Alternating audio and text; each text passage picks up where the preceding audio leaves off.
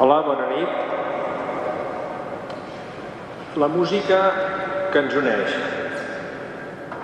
Per primera vegada a Badalona, en la Setmana per la Unitat dels Cristians, hem volgut incloure aquest acte, la música que ens uneix. A part de la pregària ecumènica que va tenir lloc dimecres passat a l'Església de la Providència, hem volgut fer avui aquest acte. Agrair a l'Orfeó Badaloní, a Joan Rosàs i a Josep Martín Ríos per la seva participació avui. Els dos músics que hem triat en aquesta ocasió han estat en Jan Drudier i en Joan Sebastián Bach. Joan Rosàs ens documentarà sobre la vida personal i artística dels músics i el cor de la capella de l'Orfeó Badaloní, juntament amb en Josep Martín Ríos, ens interpretarà algunes de les seves obres.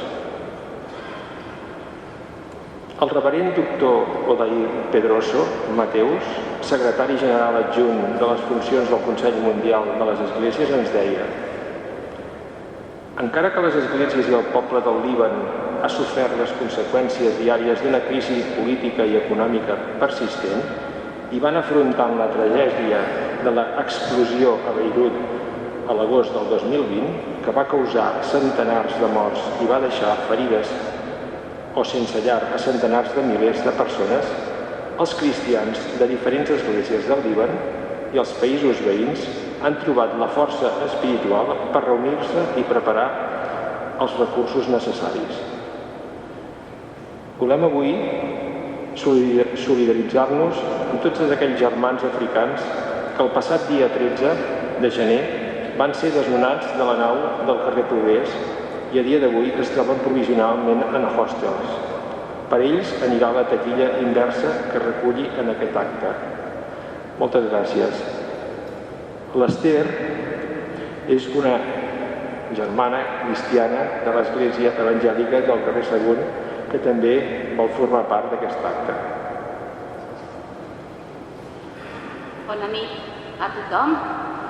És un motiu i una alegria de poder estar aquí aquesta nit, que potser no hauríem de ser-hi perquè voldria dir que no hi ha persones amb necessitats, però per desgràcia en aquest món encara hi ha molta manca de solidaritat per les persones, molta ajuda, i per això aquesta nit que celebra aquest concert per recaptar alguna cosa per aquestes persones. L'Església Evangèlica Bautista del carrer Sagunt, entre parèntesis els protestants, també s'uneixen en aquest acte, perquè ens uneix el Senyor Jesús, que ell va ser el primer a estar al costat dels pobres, al costat dels necessitats, i la seva ensenyança és la que nosaltres tenim que reflexar a la societat d'avui en dia. Hem de ser persones que hem d'intentar viure de la millor manera reflexant a l'amor de Jesús.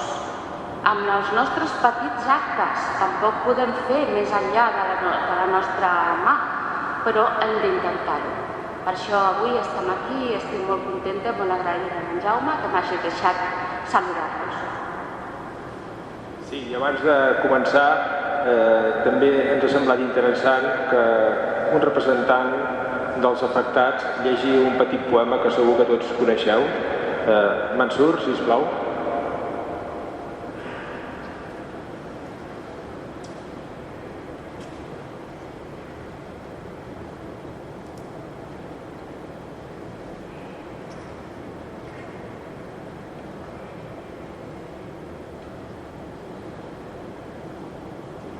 Hola, bona tarda. Poema Joana Raspall. Si haguessis nascut en una altra terra, podrà ser blanc, podrà ser negre. Un altre país fora casa teva. I diria sí en altra llengua. T'hauries criat d'una altra manera, més bona, potser més dolenta. Tindries més sort o potser més pega. Tindries amic i joc d'una altra mena. Duries vestit de sac o de seda, sabates de pèl o tosca esparvera, o aniries nu perdut per la selva. Podries llegir contes i poemes o no tenir llibres ni saber de lletres. Podries menjar cases llamineres o només crostons secs de pa negre.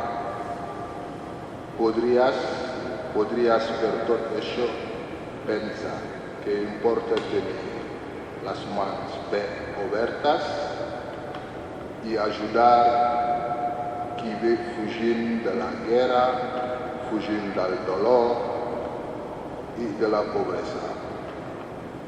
Si tu fossis nat a la seva terra, la tristesa dels podrà ser teva.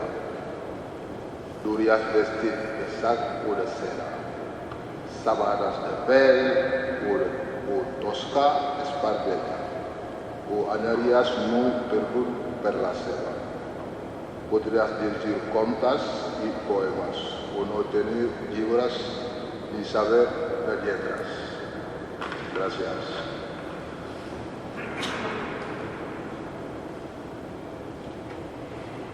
Bé, gràcies, Mansur. Doncs ben bé, comencem aquest acte. Joan Rosàs, sisplau.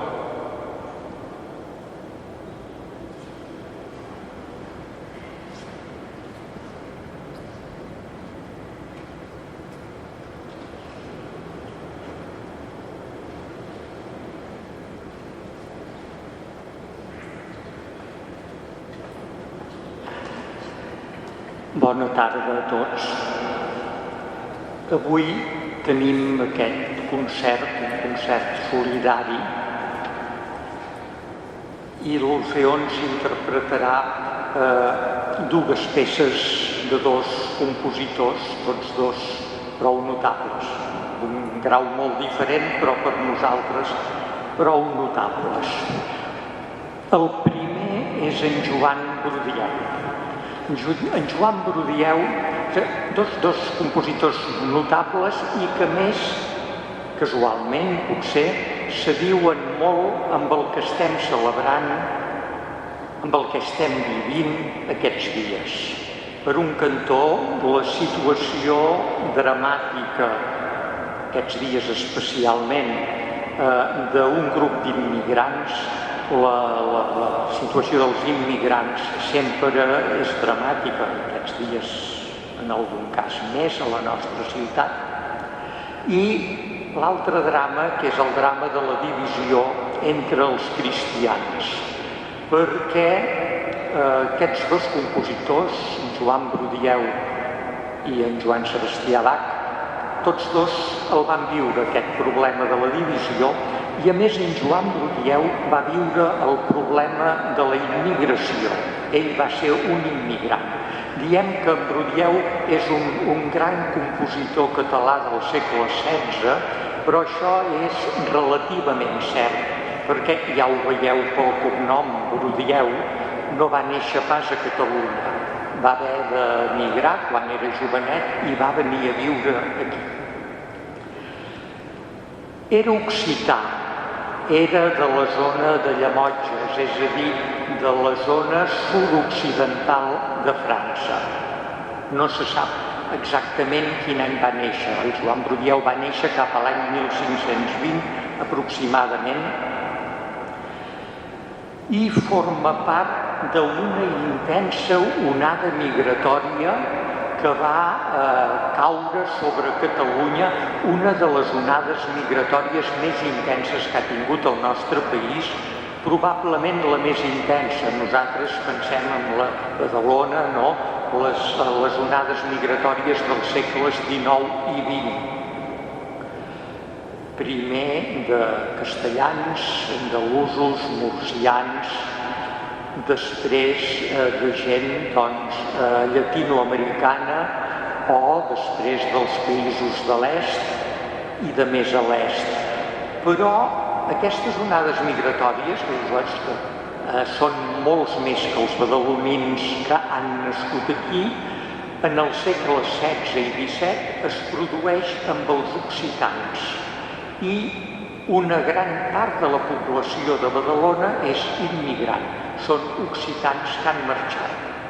Aquesta gent per què marxen i per què venen? A Badalona, a Barcelona, a Catalunya en general. Doncs perquè es produeixen, com passa ara, una sèrie de factors econòmics, polítics, socials que ho faciliten. Aquí a Catalunya, a partir del 1340, arriba la pesta negra. Us en podeu enriure del coronavirus quan parlem de la pesta negra. Arriba la pesta negra i va fent onades, com el coronavirus, no? Va fent onades, puja, baixa, però això es va repetint durant uns quants segles. I mor una gran part de la població i el camp català queda despoblat. Per tant, els pagesos acaben ocupant les terres dels pagesos veïns, perquè els veïns s'han mort tots. I els nostres masos acaben tenint més terra de la que poden treballar. Això per un cantó.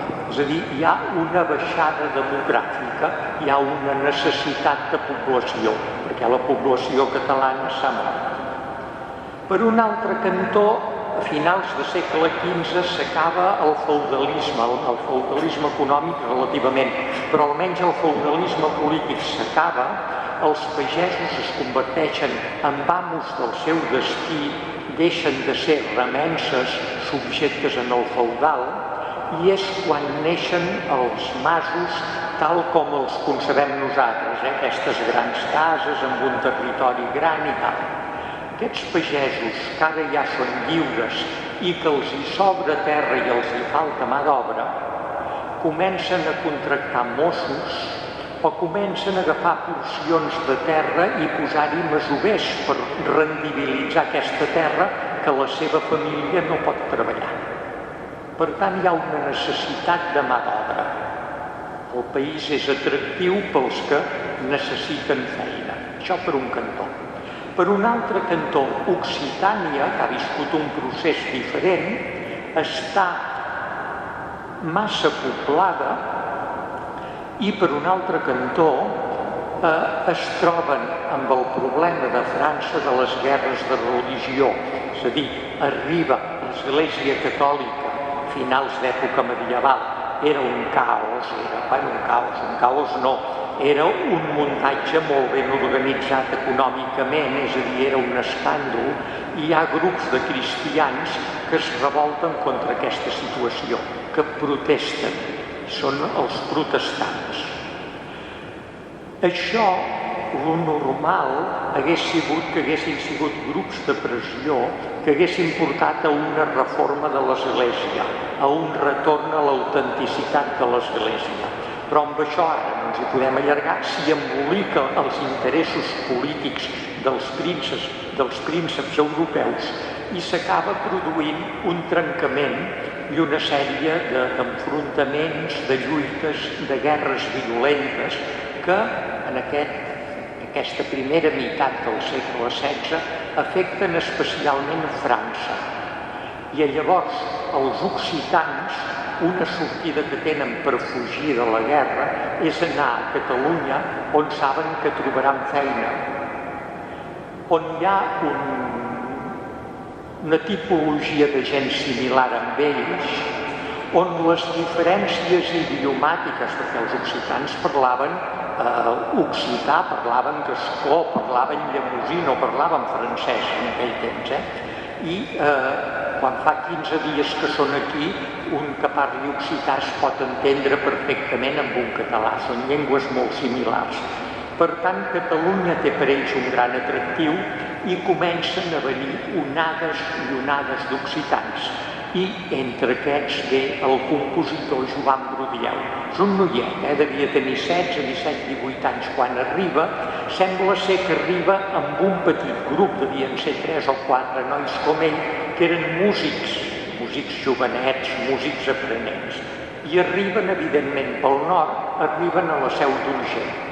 I el primer que es troba a la Seu d'Urgell és l'any 1538, ell havia nascut cap al 1520, és un contracte, li paguen uns diners perquè amb una celebració ell toqui amb un grup de músics al Seu d'Urgell, que tots són forasters, és a dir, són immigrants occitans que venen cap aquí a guanyar-se la vida.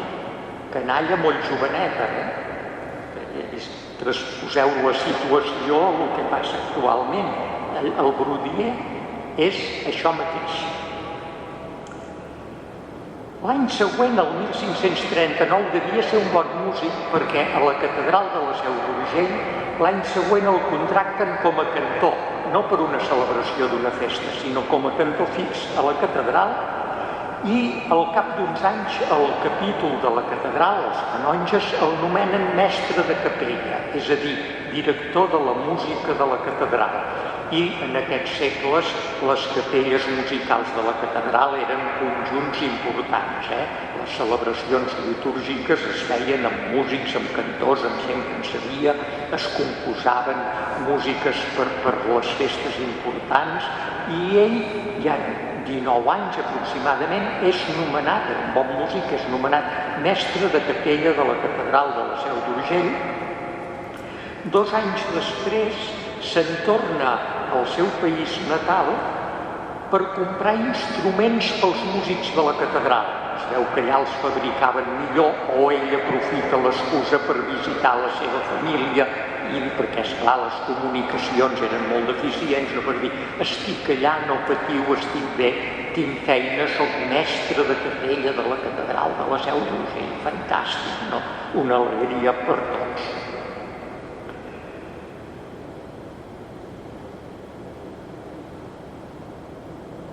Quan va ser mestre de capella, va decidir fer-se capellà. Va estudiar per capellà i va ser ordenat sacerdot a la Seu d'Urgell el 1546, i finalment era un bon músic i li van donar el càrrec de mestre de capella de per vida, un càrrec vitalici. Li quedava la vida, un contracte per sempre més, li quedava la vida garantida. I així va anar treballant a la catedral de la Seu d'Urgell. El 1575 sabem que va revisar els llibres de cor, els que feien servir els canonges per cantar, els llibres de cor de la Seu d'Urgell, per adaptar-los a les normes de Trento, la música religiosa que més o menys havia anat evolucionant al Concili de Trento. El Concili de Trento, si us recordeu, és la contrarreforma, és a dir, l'Església és un desastre, els protestants protesten, diuen això no pot anar, això no és cristianisme, s'ha de reformar, però llavors l'Església acaba fent una contrarreforma, però la contrarreforma, de fet, és una reforma en el món catòlic, que posa ordre en aquell caos. El que passa que aquesta reforma va anar de retop. Si aquesta reforma s'hagués fet 50 anys abans, quan s'havia de fer, probablement no s'hagués produït la divisió. Va ser la resistència de les jerarquies que manaven a deixar anar els seus privilegis. Llavors, quan la desgràcia ja era feta, llavors es fa el Concili de Trento per posar ordre. El Concili de Trento, entre altres coses, fa revisar la música, diuen, bueno, ja, que la música de l'Església no sigui un sarau, no? I el Joan Brudieu revisa els llibres de música de la Seu d'Urgell per adaptar-los a les noves disposicions i finalment, no se sap per què, segurament perquè li van oferir algun càrrec a algun lloc, però no se sap, marxa de la Seu i se'n va cap a Balaguer, però a Balaguer només s'hi va estar un any, perquè quan era allà el van nomenar mestre de capella de Santa Maria del Mar de Barcelona. Això ja era una cosa superior, diguéssim. I se'n va a Barcelona, a Santa Maria del Mar, però també només hi va estar un any, no s'hi va trobar bé, el clima no li provava, se'n van tornar a la Seu d'Urgell, que tenia allà un càrrec vitalici, diguéssim, no? El 1579 torna a la Seu d'Urgell i ja no se'n va moure més. Sí que va tornar a Barcelona uns anys més tard, però només va fer un viatge, una excursió a Barcelona, perquè va escriure un llibre de madrigals, un llibre de composicions musicals, i molt bonic, i el capítol de la catedral va decidir publicar aquest llibre de música per regalar-li a la filla de Felip II que es casava. Era l'obsequi a la filla del rei. Doncs pretenien quedar bé amb el rei, quedar bé amb els que manaven, i li diuen al Brudieu: publiquem aquest llibre, el dediquem a la núvia, al nuvi, al marit de la filla de Felip II, vés-te'n a Barcelona i cuida't de la impressió. Anar a Barcelona, va fer imprimir el llibre el van regalar al rei, i el rei, que tenia una passió pels llibres, Felip II, tot anava aquí a Badalona, ens va fer una ràtzia, el millor que hi havia del monestir de Sant Jeroni de la Murtra, ho va fer recollir, s'ho va fer emportar, i està a la biblioteca de l'Escorial, i ho va concentrar tota la biblioteca de l'Escorial. Doncs bé, un exemplar d'aquest llibre del Brudieu que van imprimir per regalar-li a la seva filla va anar a parar a la biblioteca de l'Escorial i és l'únic exemplar conegut que es conserva. És a dir, si no fos per aquest exemplar que està a l'Escorial, no en sabríem pràcticament res de la música de Brudieu.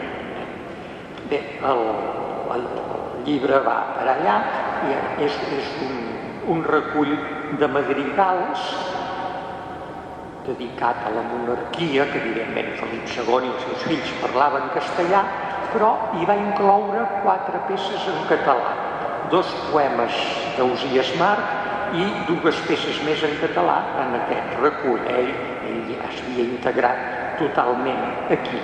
I a més hi va incorporar una cosa molt curiosa, els 7 goigs de la Mare de Déu, que no són pròpiament un madrigal, que era una cançoneta popular, una melodia molt senzilla.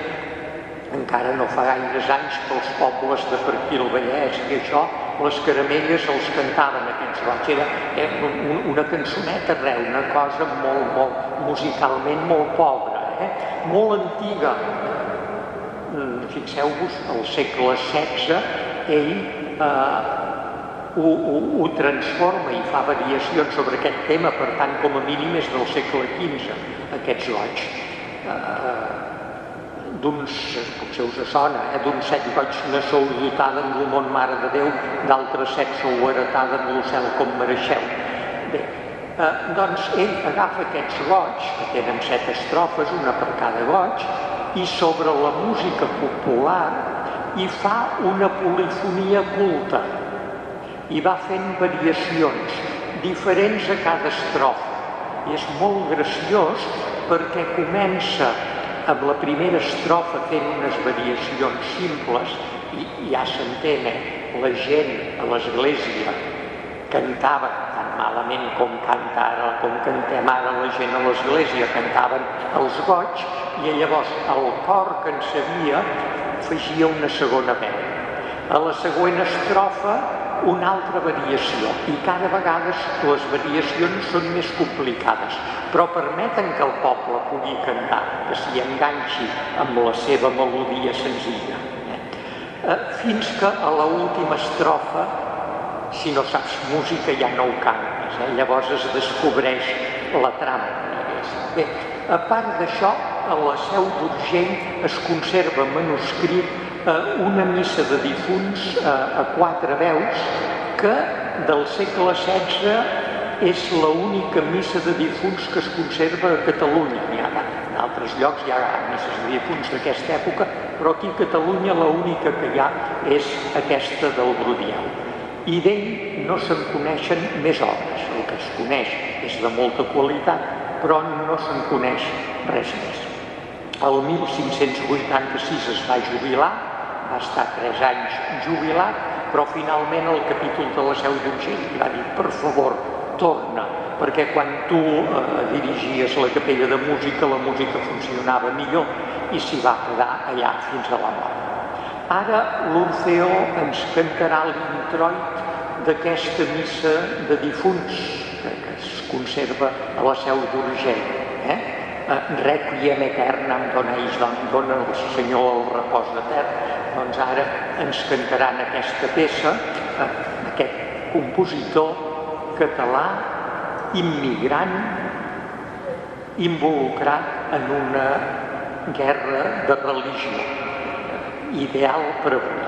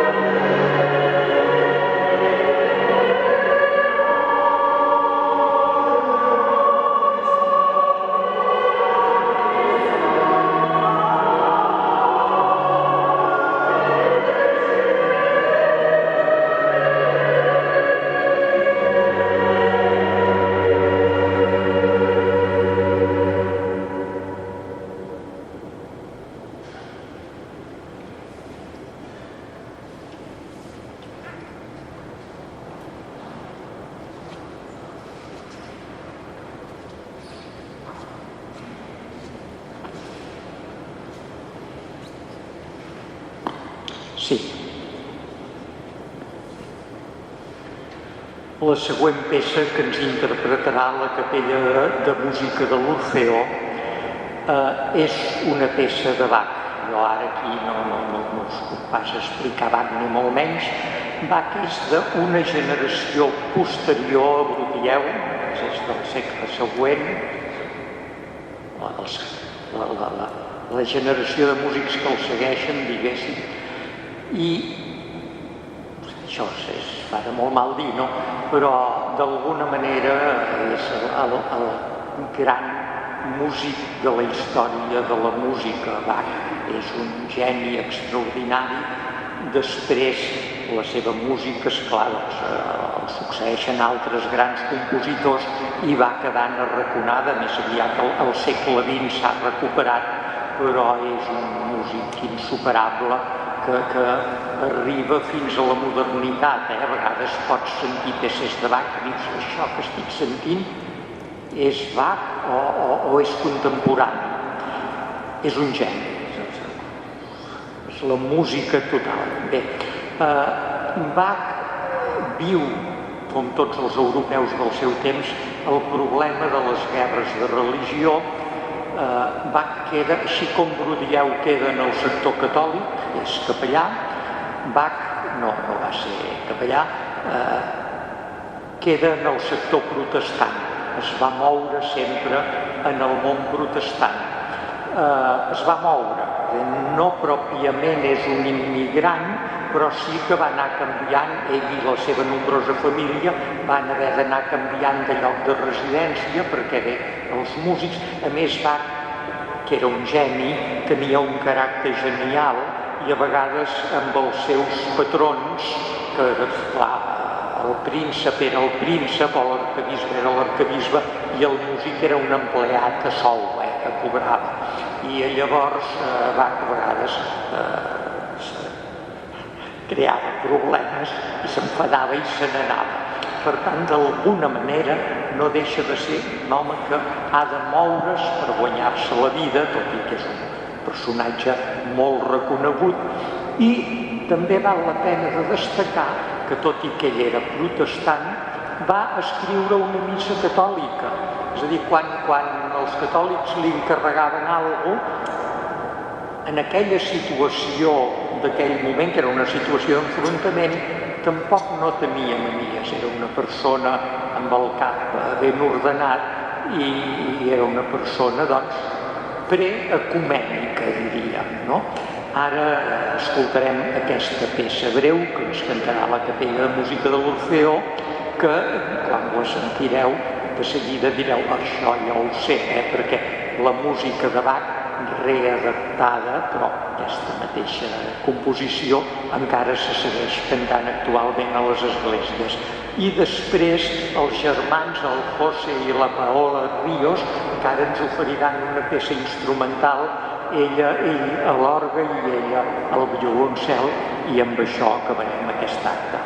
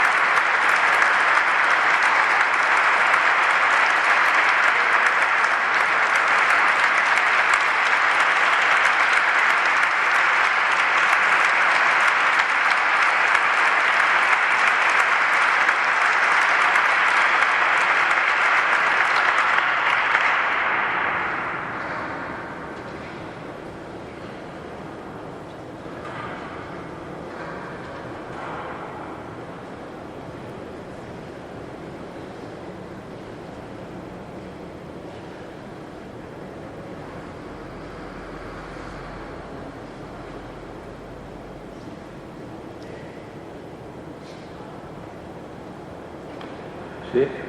Doncs aquí acabem. Moltes gràcies. Hem començat aquest any, esperem que l'any que ve ho tornem a repetir. I res més, doncs tingueu bona nit i adéu-siau.